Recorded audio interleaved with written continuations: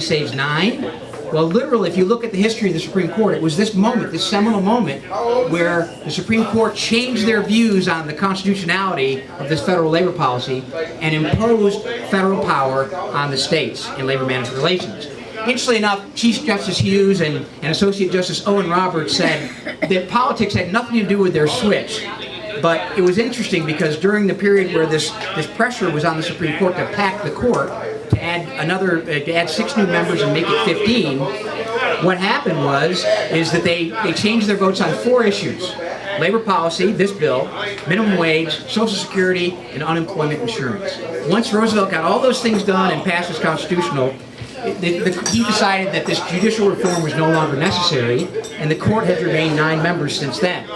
Well, part of this 1935 bill that was ruled constitutional in 1937 in a case called NLRB versus Jones Laughlin Steel gave union officials monopoly bargaining power. And what that means is that if we can get 50% plus 1 of the people in this room to vote for a union, then all of us will be represented by a union. Because unions have been granted and desire the privilege of having monopoly bargaining power over everyone in a workforce. So let's say we get this side of the room gets 1 more vote than this side of the room, and they say they want a union, this side says they don't, then all of us now are going to be represented by a union, and they're going to be the sole voice in a workplace. They will be the one voice that talks to the employer about terms and conditions of employment. They will negotiate, and if anyone over here who didn't want the union, didn't vote for the union, didn't ask for the union, wants to speak to their employer, they have to have a union official present to do that. If they want to file a grievance, union officials have to basically initiate that grievance, and they have the power to basically take that grievance to its conclusion. And sometimes, in cases that we've had, union officials decide not to do that for those of you that didn't vote for them. And you know, people say that that's just not fair, that the union provides all kinds of benefits for workers and therefore everyone should pay for it. Well, I'm here to tell you that Kamala Harris, the current Vice President of the United States, doesn't even believe that. In fact, when she was the Attorney General in California, she filed an amicus brief in a case at the U.S. Supreme Court dealing with teachers' unions. She said that she understands that this monopoly power often hurts several workers in bargaining units by making conditions of employment non-beneficial to those workers. And so, you know, while union officials would say everything we do is beneficial to workers, I would ask you this. Think of the Keystone XL pipeline today. 23 minutes into the Biden administration, he fired the general counsel of the National Labor Relations Board, and then over the next 2 days signed 19 executive orders, which put a lot of union construction workers out of work. I mean, the XL Keystone Pipeline was a PLA, what's called a project labor agreement, meaning that if you're going to bid or do work on that project, you had to have either a union contract or you had to have union scale benefits and wages. So basically the job was being done by thousands of union workers across the country, operating engineers, pipe fitters, laborers. All those folks who were on the job with this good business were immediately put out of business as soon as he signed the executive order withdrawing the authorization for the Keystone Pipeline.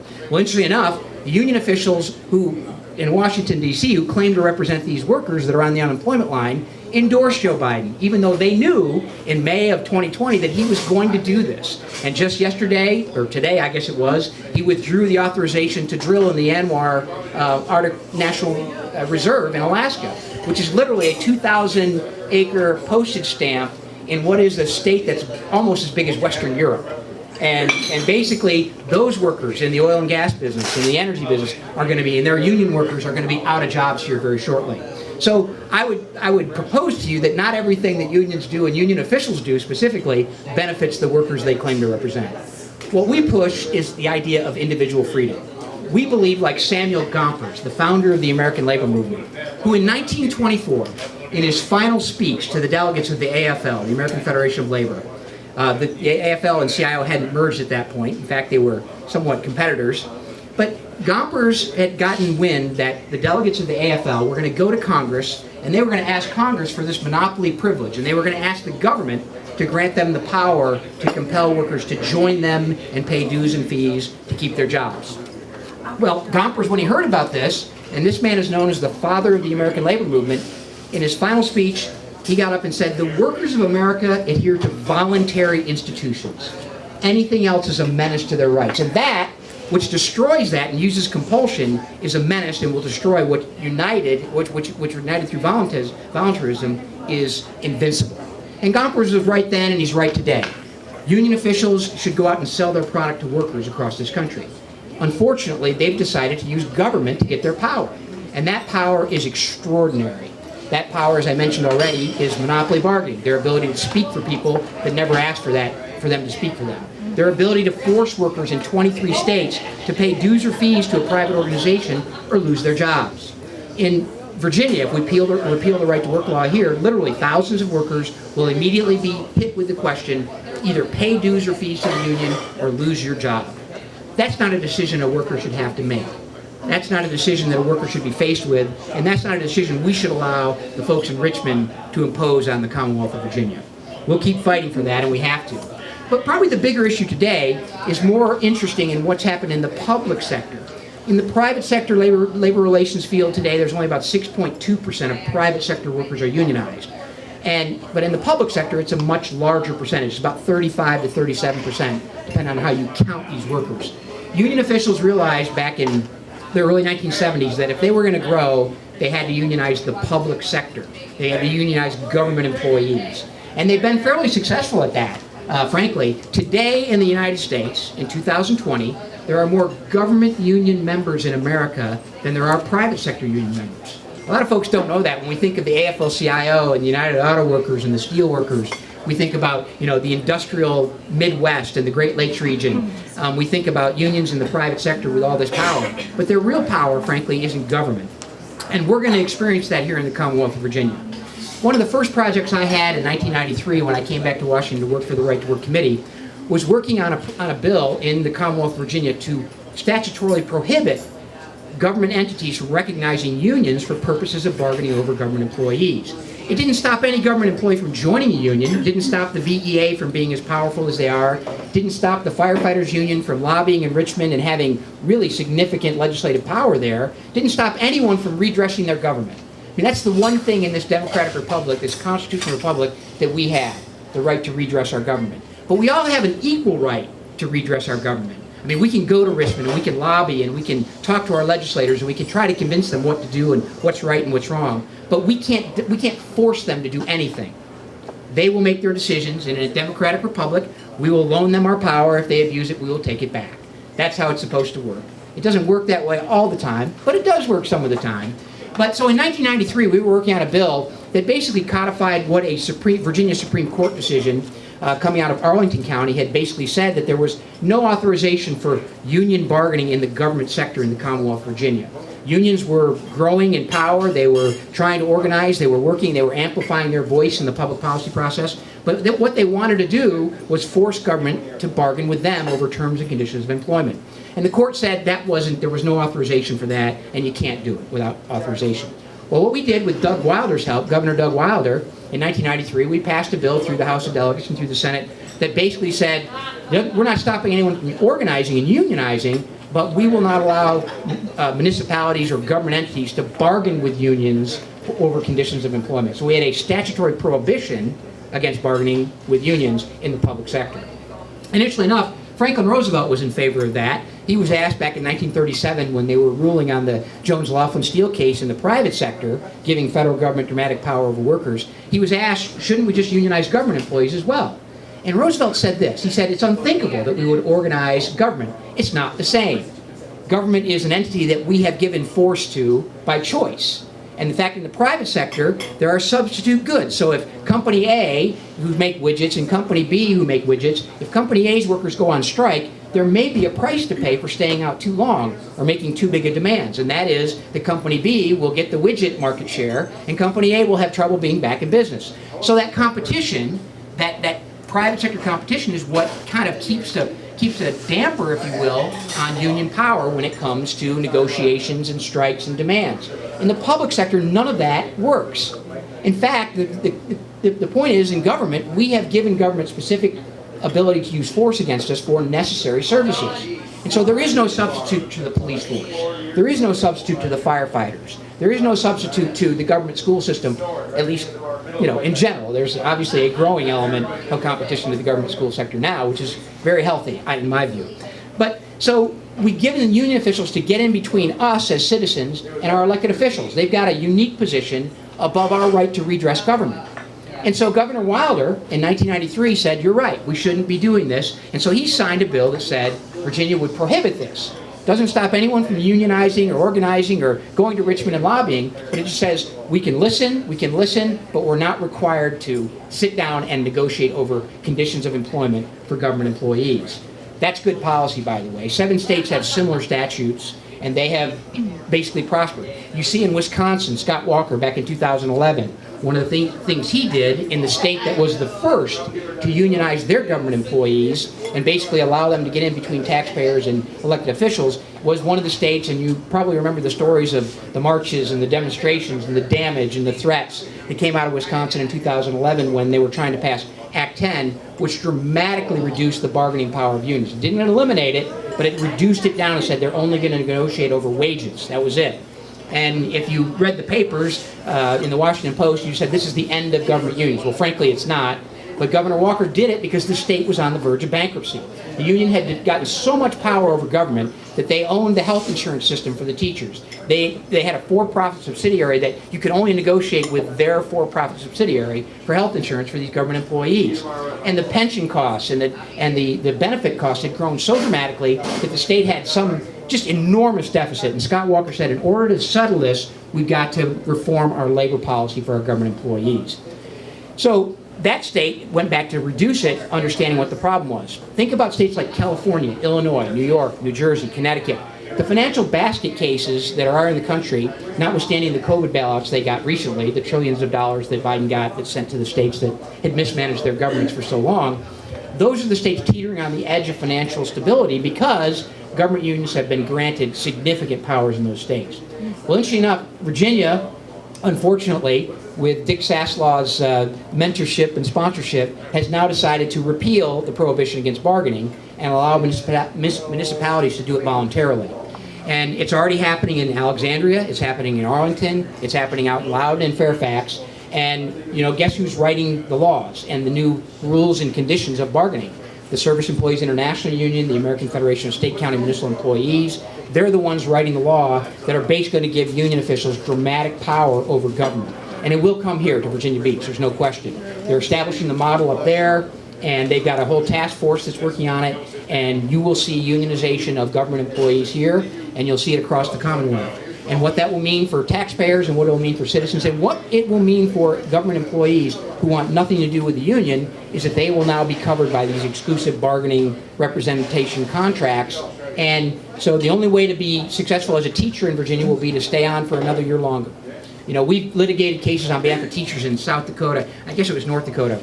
They put out an ad saying they would pay $10,000 to science teachers and math teachers to come to North Dakota and teach, give them a special one-time bonus. Well, guess who argued against that? The teachers union, because they didn't want nobody could get outside the pay structure that the union had negotiated in the school districts, and so they shut it all down. The people had to give the money back. And we represented a couple of these teachers in litigation, but there was really nothing we could do because the government had said the union would dictate the terms and conditions of employment. And the only way these teachers could get additional compensation was to just increase their longevity and stay longer.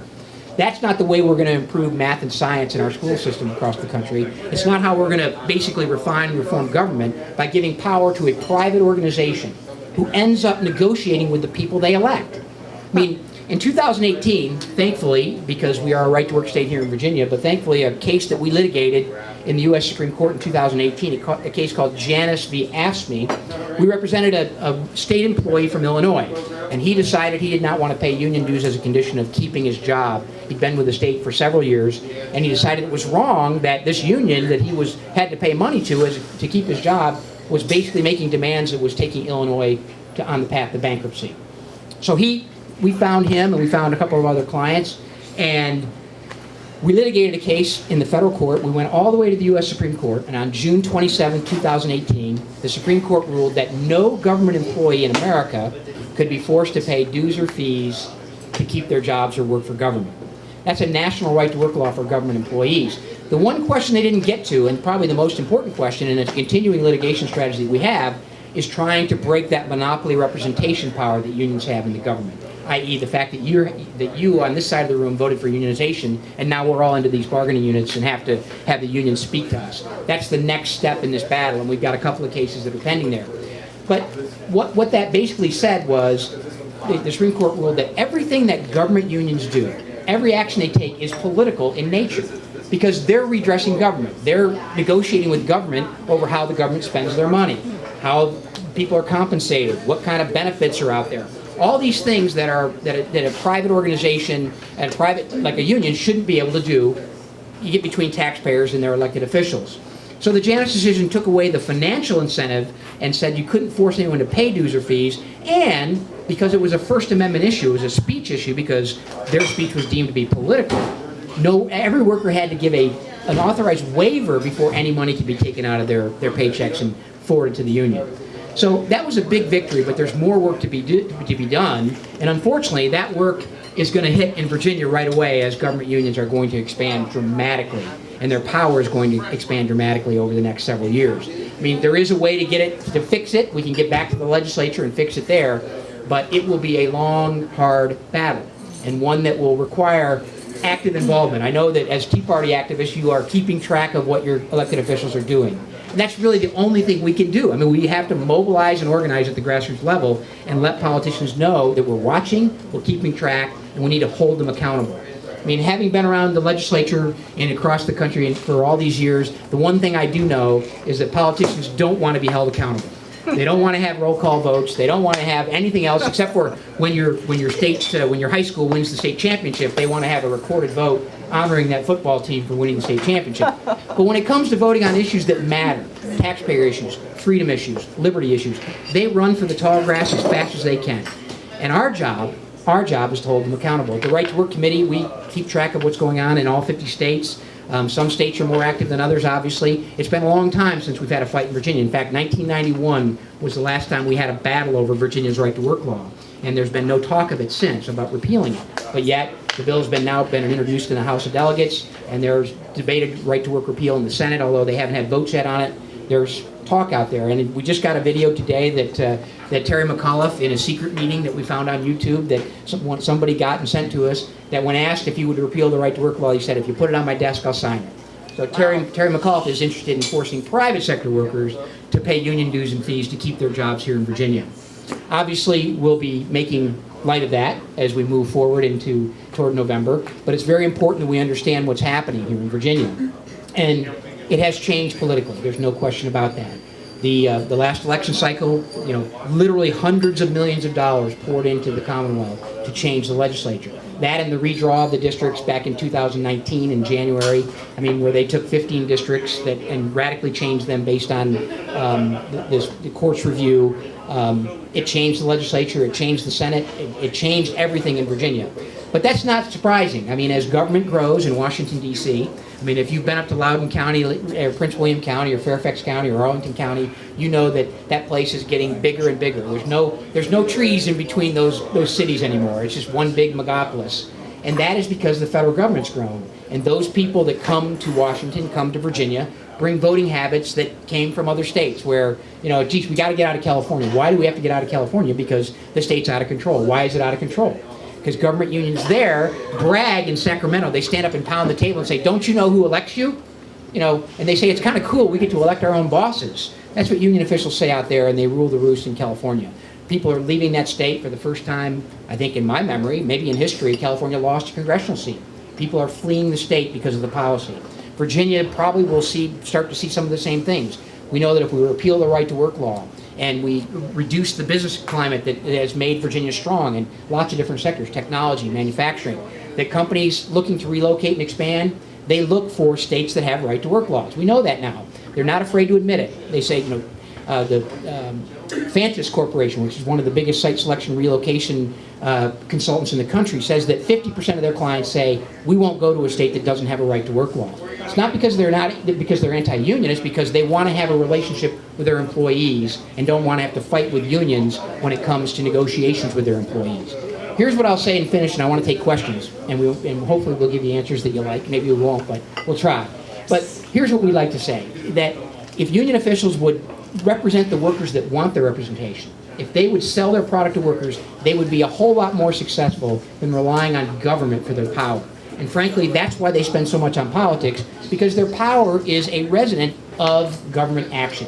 Going all the way back to 1926, Right after Gompers made that speech in El Paso, Texas in 1924, the federal government basically approved what was called the Railway Labor Act, allowing unionization in the railway industry countrywide. 1933, they tried the National Industrial Recovery Act. 1937, the Supreme Court upholds the federal labor policy that gives union officials this power.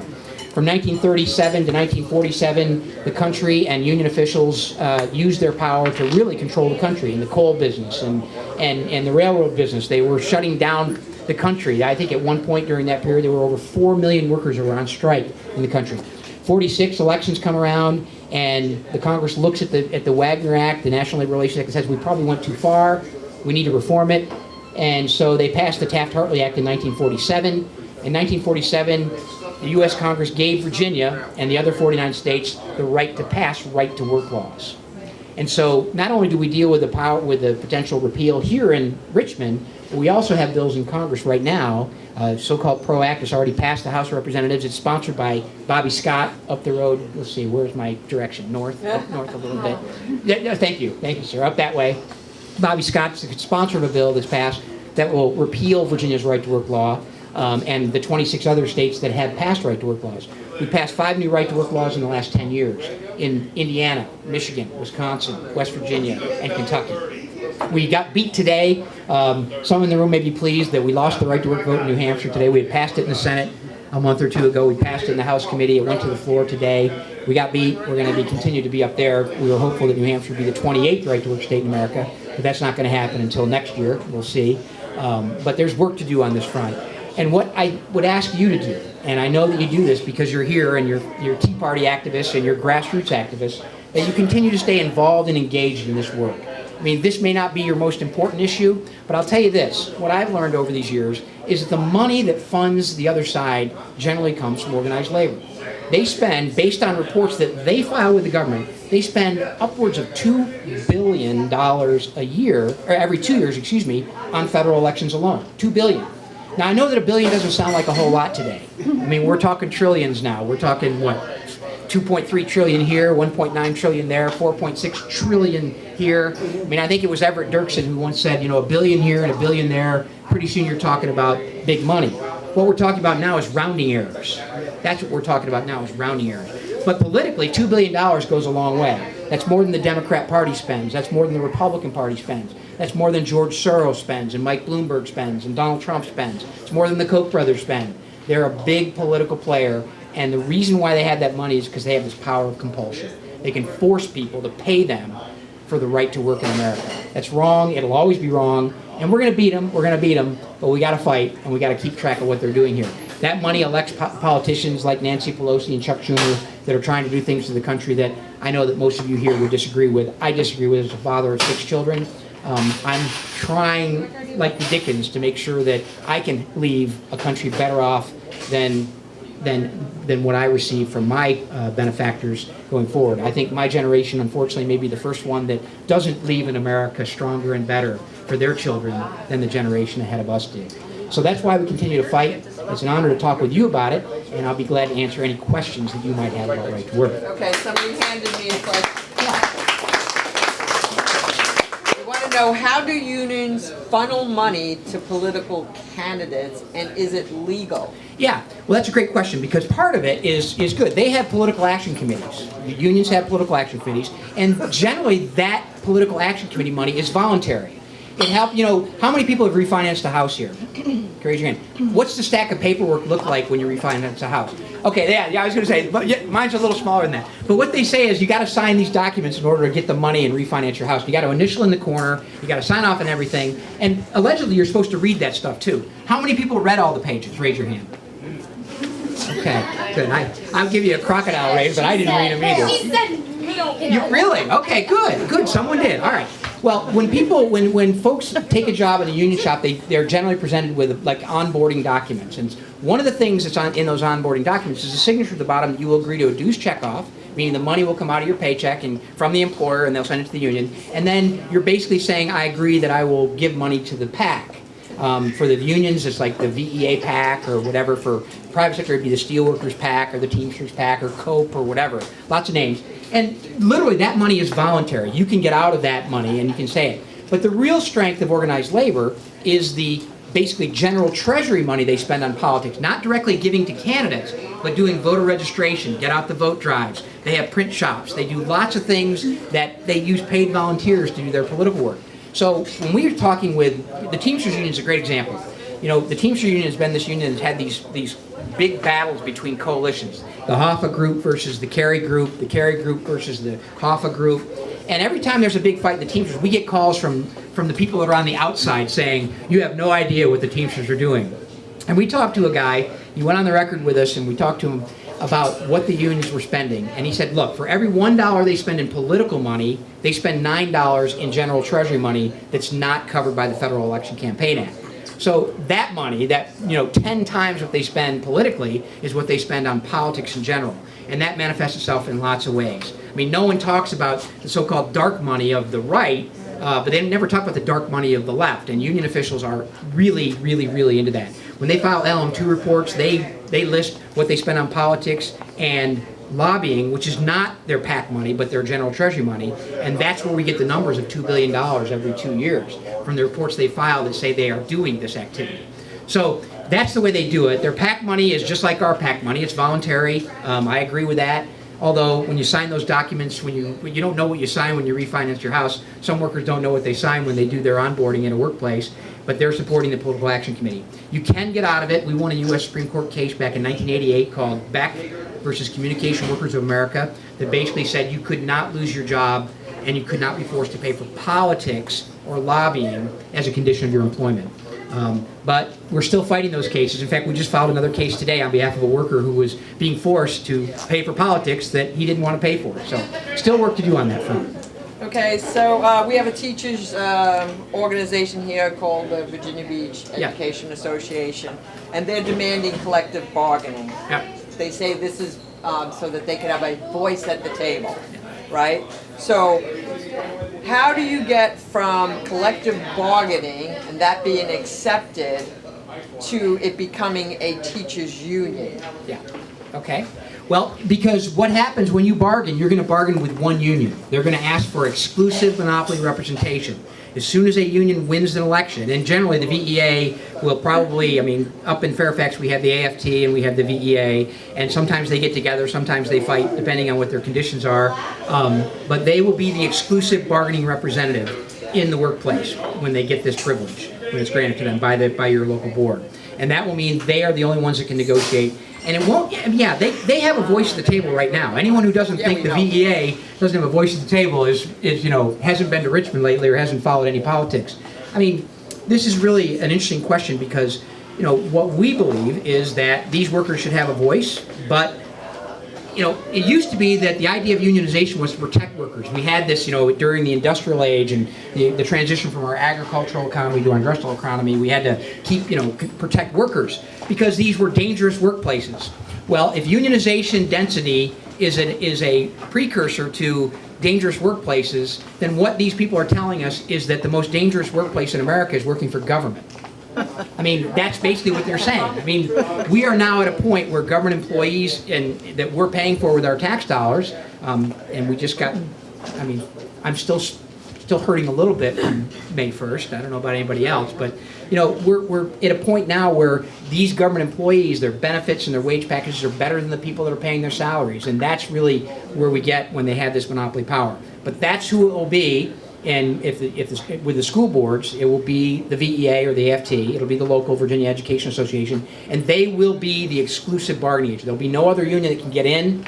There may be some that try, but they will not get in once the union is established as the exclusive monopoly bargaining agent in the workplace.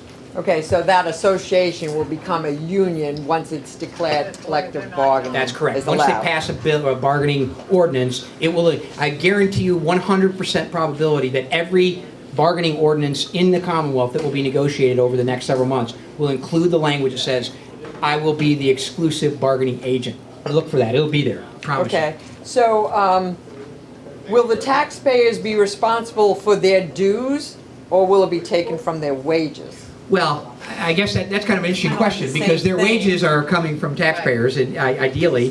But yeah, it'll come out of their wages. The union will ask for a dues checkoff for anybody who signs a paper saying, yeah, I'm in the union. They can't force anyone to pay union dues anymore because of Janus and because of our right to work law in Virginia. but they find ways to get people to sign forms that say, I'll be a member of the union. And once you say that, then the employer will take money out of your paycheck for union dues. You can object, it's not easy, and what happens if you object under these monopoly bargaining arrangements is you have workplace rights and you have political rights. Let's say they're on the right and left hand here. In order to maintain your workplace rights, to vote on a contract that basically dictates the terms and conditions of your employment, to vote in union elections, to participate in any committee meeting or school board meetings, actually. We've had cases where non-members have been denied the access to talk to the school board when it comes to employment issues. So in order to maintain your workplace rights, you have to maintain your union membership. And when you maintain your union membership, you have to give up your political rights because they can use that money to support candidates you oppose. So on one hand, when you say, I don't want to have the union spend political money that I don't believe on causes or candidates I don't agree with, you forfeit your right to participate in your workplace when it comes to decisions about your employment. That's a choice that no worker should have to make. No one should have to give up one set of rights for another set of rights. And yet we still continue to fight over this exclusive monopoly bargaining privilege. And the only way you can maintain your political rights is to give up your workplace rights. The only way you can keep up your workplace rights is to give up your political rights. Again, a Hobson's choice that no one should be faced with. Is the BBA bribing school boards with grants through general treasury funds? The who? The BBA? Yeah, that's the teachers union. Oh, Education Association. well, I don't know about that. I don't know if I'd go that far. But what we do know is they're very active politically, and they you know, like the folks in California say, it's really kind of a neat thing. We get to elect our own bosses. And you know that the VEA and the teachers union play heavily in school board elections. We know that AFSCME plays heavily in county commissioners and mayors and town council elections. I mean, it's hard to play at all these levels from a political standpoint, but union officials have money and power, and they have activists that are out there doing it from every level of government, all the way from the lowest level to the highest level, and they are pretty successful at it, that's for sure. Talk about the Taft-Hartley Act. Yeah. Taft-Hartley was the 1947 act that modified and reformed the Wagner Act that was the 1935 bill that we talked about, that the Supreme Court switched their votes and made it constitutional. It's all now cobbled together in one title called the National Labor Relations Act, the NLRA. That's the Wagner Act and the Taft-Hartley Act. Basically what happened from 1937, as I mentioned, to 1946, unions exercised tremendous power in the workplace. And it's interesting, a great little anecdote about this. We got a call one day in our offices, and it was a gentleman who was very frail, very elderly, and he said, look, you need to come talk to me about the Taft-Hartley Act. And it turned out this guy was a legislative director for Senator Robert Taft, who was the author of the Taft-Hartley Act. And he said, look, our first idea was to repeal this federal law over private sector workers and send it back to the states where it belongs. And of course, once we create a law in Washington, we never get rid of them. We just simply reform them and amend them and slice them thinner and thinner and thinner. So what the Taft-Hartley did was basically say, the Wagner Act was all about union officials' rights and powers over workers, and the Taft-Hartley Act was arguably an amendment to that to say, look, we went too far. We've got to put some controls on union membership, because I think it went from it went up exponentially. Something like they went from 3 million workers to 14 million workers in that short period of time because they had this compulsory power. Taft-Hartley was the amendment to that, and one of the sections of Taft-Hartley was section 14B of the Act. And 14B said that states, if they could by affirmative vote, could outlaw closed shop unionism, the idea that you'd be forced to pay dues or join a union to keep your job. And that's how states pass right to work laws. And that's how Congress is going to try to repeal it. They're going to go in and use the federal power, the federal jurisdiction over private sector labor management relations, go into the Taft-Hartley Act and wipe out that section, and that would wipe out Virginia's right to work law. Because Virginia's right to work law is a privilege, get this, granted by the federal government. It really wasn't state power. And if you go to California, there is no statute that forces private sector workers to pay union dues or fees. It comes from the federal government, and that shadow of the federal government imposes it on those states. States that have gotten out of it, passed right to work because of Taft-Hartley, allowed them to preempt federal law. Have, obviously there's 27 of them today, and they've used this power, but it's granted by the government. So that was really what Taft-Hartley was designed to do, was to kind of control unions a little bit, and 14B was probably the most prominent aspect of Taft-Hartley. And it was passed by the House, passed by the Senate. It was vetoed by President Truman, and the Congress actually overrode his veto, and overriding a veto was a pretty big deal back in 1947. So it's an interesting legislative history. It turns out that the so-called amendments weren't really that damaging to union organizing. In fact, they continued to allow unions from 1937 to 1963. Unions could say that you had to join the union. You had to formally join the union in order to keep your job. And the Supreme Court, in a case called General Motors, said, look, you know, we grant the unions have a lot of power, but we can't really force someone to join a private organization as a condition of working. So what they said, you can force them to pay up to 100% of dues to keep their jobs, but you can't force them to be a formal member of the union.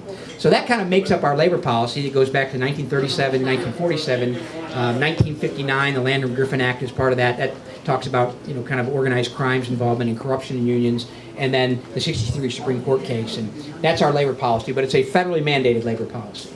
Okay, is it legal for the federal government to require employees to be union members when bidding in a federal contract?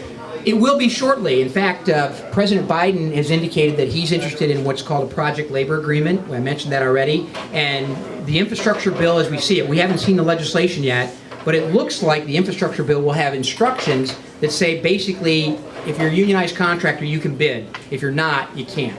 It's going to come with a project labor agreement which says union wages, union contract or union wages and higher union benefits, and Davis-Bacon so-called prevailing wages will be in the bill.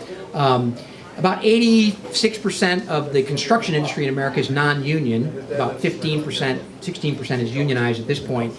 And basically the experience we've had with workers in the non-union construction industry is that, you know, their companies generally don't bid on those jobs because they have to go back to the private sector when they're bidding on jobs competitively, and it's hard to pay someone, you know, $68 here and then come back and pay them $40 here on the next job. So basically what it does is it increases dramatically the cost of government construction. We know that from studies from the Big Dig up in Boston to other government-funded construction jobs that, you know, just applying these project labor agreements and Davis-Bacon conditions on construction, that can raise the cost of government construction 10, 20, even 30% in some instances. You know, in Ohio, we realized that in a budget amendment under George Voinovich, they passed a reform when they were renovating schools and building new schools. There was a budget amendment passed, and they basically, the history of that is now for every 3 schools they paid for under the reform, they got a 4th one for free because they had done some reform of the construction laws. So, yes, sir. That was my question. Yeah. Right, yeah. In my career, I worked for companies who bid on government contracts. Yeah.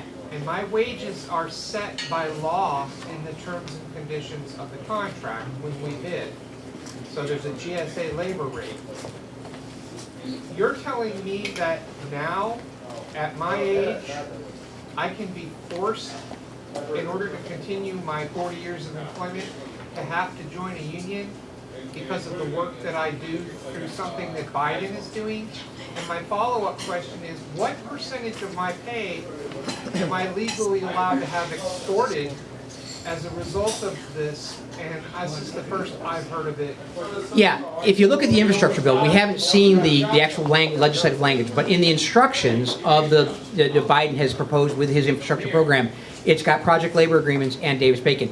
Now, the construction, I mean, the GSA, I'm kind of intrigued by your question and your comment, because what I understand is the bidding process, they use what's called prevailing wages in a certain locality.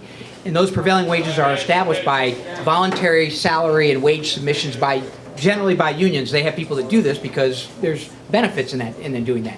So when you apply project labor agreements and Davis-Bacon wages on construction, and you're doing business with a government entity, whether it be the Virginia government or the United States government, however you're doing it, if these apply, then generally those wages will be set by those contract levels. The GSA setting, it's kind of interesting. Unless you're a government employee, were you a private sector employee? No, we're all private Yeah. sector, and we bid on GSA contracts. Right. And our labor pay and compensation is set for each labor category by the federal government on the contract. Mm-hmm. That's the terms and conditions. Some of these are 10-year contracts. Yep. Right now, my wages are controlled by that contract. Yes. You're telling me that now, as we re-up or reaffirm our contract, I can be forced to have to join a union and surrender my pay? Yeah, no, you can't be forced to join a union. No one can be forced to, quote, join a union anymore. They can be forced to give up their political rights for their workplace rights. That's still a question. But the bottom line is this. I mean, what he's saying is if you're going to do business, construction business with the federal government, you're going to have a union contract. If you don't have a union contract, and those wages, I mean, I'm kind of intrigued by how that's set. I mean, if we're building a bridge and we're bidding on a bridge that's federal money. I'm not building a bridge. I'm building all the IT systems. Okay, that's different. Yeah. Department of Defense. I'm talking about construction Yeah, but jobs. they're still federal contracts. Well, it's under different rules and regulations. I understand what you're doing. I have a brother-in-law who's a federal contractor, and he bids out a job and hires people, and the wages are set by what that particular job classification would get. schedule. Yeah, different. This is for construction, and it relates to the infrastructure bill that I'm talking about, Right. specifically the roads, the bridges, the railways, those things that are, related to infrastructure, although only about 5% of that infrastructure bill that he proposed has anything in there that deals with But roads and if they bridges. set that precedent, they could apply that to all government contracts. Well, I don't know if he's going to do that. I'm not saying he's going to do that. But the infrastructure bill, we know that he's going to apply project labor agreements and Davis-Bacon wages, which don't affect you in the contracting that you do. Okay? Okay. They call everything infrastructure. They do. Child care, yeah, electric vehicles, the whole bit. Yeah, you're right. There's a lot of Okay. Yeah. Can you imagine a SCOTUS case that addresses the fundamental inequity of labor unions in the public arena? Boy, well, we got there with the Janus decision. The Janus decision finally, just to give you some history, we litigated the first case that dealt with government unions back in 1977, a case called Abood. Our foundation argued that case in 1977, and we made the same argument. We said this is a First Amendment issue. These government unions are doing political work, and you shouldn't force anyone to support political causes you don't like. The Supreme Court at that time wasn't nearly as favorable as it was back in 2018. And what they said was, this is a really big deal that you're talking about, because in 1977, that was kind of the apex of government unionization. The late 60s, early 70s was when the government unions really took off, and the private sector was beginning to decrease, the public sector was beginning to expand, and unions said, this is our final frontier. We've got to unionize government workers because that's where the action's going to be. And they were right. It was someone who had pretty good insight on what the world was going to look like today. So they unionized government, and we asked in 77, is this constitutional? And the Supreme Court ducked the question. They said we can't get to that question, but we'll say this: you can't be forced to pay for politics, and the union has some responsibility to report. From that case in 1977 to the case in Janus, we argued 6 cases in front of the U.S. Supreme Court on behalf of teachers and government employees.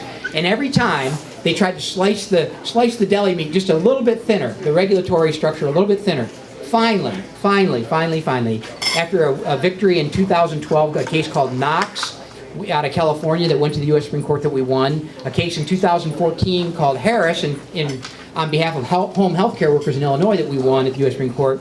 The slicing was almost complete. There was nothing left to slice except for the First Amendment of our Constitution. And so in 2018, the Janus case comes up, and Justice Alito says, look, there's nothing left to slice here. We're down to freedom of speech, we're down to First Amendment rights, and we've got to decide this case as a constitutional question. They finally got to the state action question. In order to win, really, a constitutional question, you have to get to this legal review status that's called state action, basically exacting review of what these rights that are being violated. And if you can prove that the state is the actor that's imposing this compulsion, then the state is required to use the least restrictive means for enforcing what they're trying to have done to their citizens. And Justice Alito wrote the decision that said, look, the fact that the unions have been granted this monopoly power, remember we talked about that earlier, where this half has voted for the union, you guys all voted no, but now you're represented by the union because of this monopoly power. He said that's an unbelievable benefit granted to these unions. And that is compensation enough for this power that they've been granted, this exclusive rep. And they said you can't be required to pay for speech. And that's why the forced fees went away. But the next case, as I mentioned, Diana, is the case to go after this freedom of association issue. You'll be pleased to know this. The AFL-CIO has come out in favor of this freedom of association. They've come out in favor of right to work, only they come out in favor of it in Mexico. The AFL-CIO filed a complaint with the U.S. Trade Representatives saying that employers that union workers in Mexico should have the right to withhold their dues, and employers should not force anybody to have money taken out of their paycheck and sent to a union. And the U.S. Trade Representative, 2 days after that complaint was made by the AFL-CIO under the new USMCA trade agreement, basically said they stopped this one company from importing any goods into the United States automotive industry, their original equipment manufacturer. But literally the AFL-CIO says workers must have freedom of association, meaning they shouldn't be compelled to this monopoly bargaining agreement, and they should be able to withhold their dues, which is exactly the definition of a right to work. In fact, we have a bill, one-page bill, introduced in both the House and the Senate. Rand Paul is the sponsor in the Senate, Joe Wilson from South Carolina, sponsor in the House. It is a one-page bill, does not add a single word to federal law. It simply goes into that Wagner Act way back in 1937, and it repeals the compulsion. It says that the policy of the United States government will be in favor of voluntarism in the workplace. That's the right to work bill. That's what the AFL-CIO wants in Mexico. They don't want it in the United States. Shame. Yeah. Do you have the right to demand the union to present your point of view in meetings if you are a dues-paying member, or to demand that they allow you to present those yourself? Yeah, well, I think that I can't give you a definitive answer in that regard, but I can tell you this. We know we had a case that we actually litigated through the court system where a non-member was denied the right to appear at a school board meeting to talk about committees and be involved in any committee, curriculum committee, textbook committee, because they were not a union member. Now, can the union decide whether or not they want to let you speak at a union meeting? If you're not a member of the union, you won't be allowed to go to the union hall and speak to the union in the union meeting. But if you're a union member, and many of the cases that we have, we actually are litigating on behalf of workers that are union members that have been denied certain rights. And one of those is, going to the union hall and telling these guys what they should be doing and what for and here too. That doesn't go over well usually in some of these places, and so these workers have to have the right. So the union is not required to let you speak. I don't believe. I guess you could use Robert's Rules of Order and demand that you call a point of order or call the question. And if they run a meeting that way, you could be heard. But there's no guarantee of that. And as I mentioned, the grievance process, which is one of the things the unions say, well, we've got to represent these employees in grievances. Well, the fact is, under the law, the union is the one that gets to decide whether or not the grievance goes to step 2. And they are the ones that basically decide whether it ever gets adjudicated, and they control that grievance process as well. And so in that instance, a union member who had a grievance, he could be denied the right to speak to his employer about a grievance because the union would step in and say, we're not going to prosecute that grievance. Wow. Can they get their money back? No. What Can you hire a union steward? You couldn't, because in an unfair labor practice or a grievance, which is a dispute about the contract, the only arbiter of the contract is the union official. They have to be in the room. You can't have a meeting. You can't talk about it with anybody else except for the union official in the room. That's in 99% of the cases we deal with. Those are the rules and the regulations. Union officials will say, well, you have to pay for this grievance process. It costs us money. Well, we found out, and through all this litigation, is that generally the employer pays the wages of the union steward who's in negotiating and grieving these cases. So the employer is actually paying for the whole grievance process. It's kind of an interesting deal.